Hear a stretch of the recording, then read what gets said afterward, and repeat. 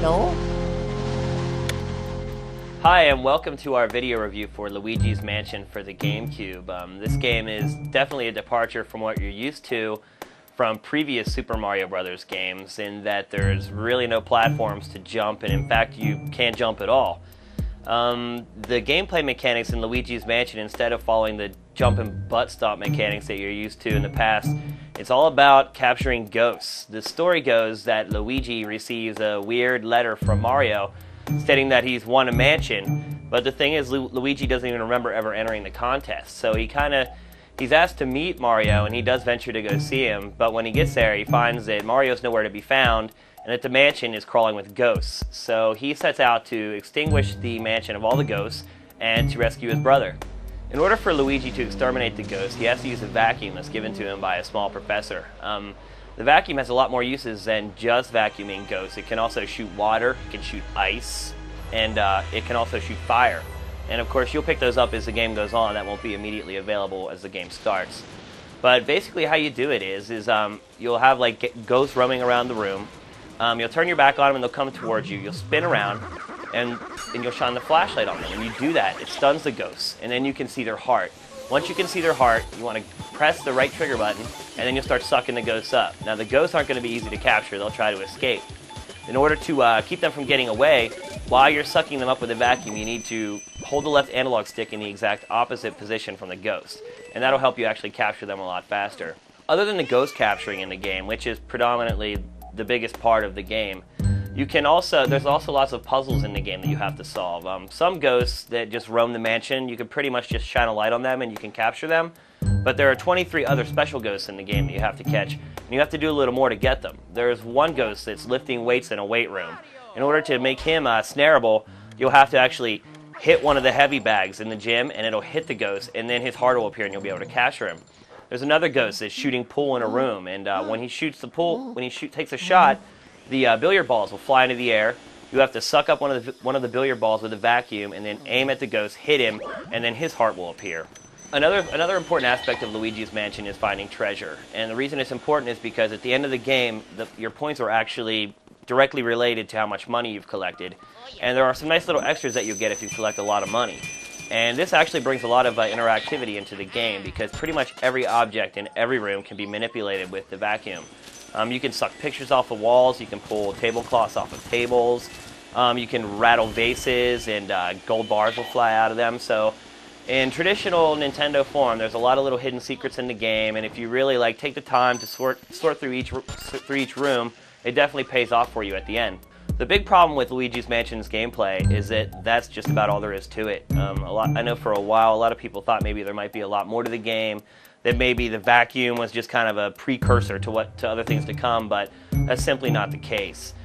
Basically, the game lasts, the average player would probably finish the game in around 8 or 9 hours, which is also pretty short compared to what you're used to from Mario Brothers games. So that's kind of disappointing.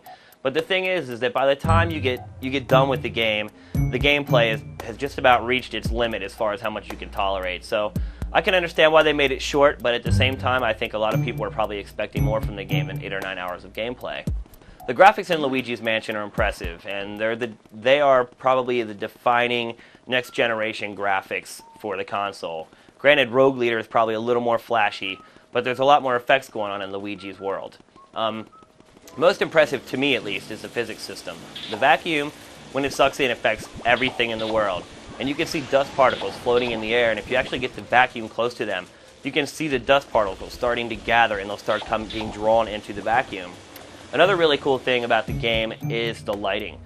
Luigi's flashlight will cast shadows off of everything, and sometimes the lightning will actually strike outside, and you'll see his shadow on the wall behind him, and you'll even see some ghosts that you may not see. You can see those shadows on the wall as well. So it's pretty cool, and the real-time lighting is used for some of the puzzles in the game, because sometimes you can't see the ghosts except for their shadows, so you have to use those to actually track the ghosts. Luigi, in traditional Nintendo form, again, looks fabulous. He's built of plenty of polygons. Even his vacuum looks great. When he runs, you can see the hose hopping around, and you'll see his nose bobbing up and down, and the animation is really spectacular.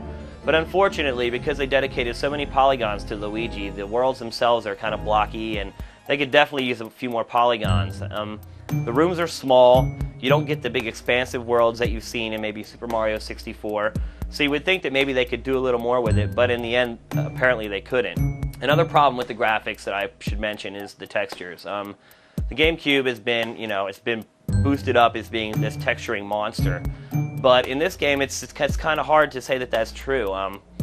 Granted, there's an exorbitant amount of textures in each room, and the texture variety is really impressive, but they're low resolution, and when you get up really close to them, they can appear a bit pixelated at times. So while Luigi is definitely one of the better looking GameCube launch games, it still can't compete with Rogue Leader.